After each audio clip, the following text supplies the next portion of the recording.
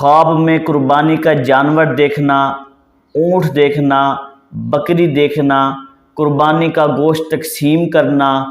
اور عورت کا خواب میں قربانی دیکھنا، انشاءاللہ ان سب کی تعبیریں اس ویڈیو میں بتائی جائیں گی۔ اگر کوئی خواب میں دیکھے کہ اونٹ یا بکری کی قربانی کی ہے تو اس کی تعبیر یہ ہے کہ اگر رنج و غم میں مبتلا ہے تو شفا ملے گی، اور اگر قید کے اندر ہے تو رہائی ملے گی، اور اگر کسی کا ڈر خوف ہے تو امن ہوگا، اگر قرض دار ہے تو قرض سے خلاصی پائے گا، اگر حج نہیں کیا تو حج کرے گا۔ اور اگر کوئی خواب میں دیکھے کہ قربانی کے لیے جنگل میں گئے ہیں تو اس بات کی طرف علامت ہے کہ وہ لوگ جس چیز سے ڈرتے ہیں امن پائیں گے، اگر قید میں ہوں گے تو خلاصی پائیں گے،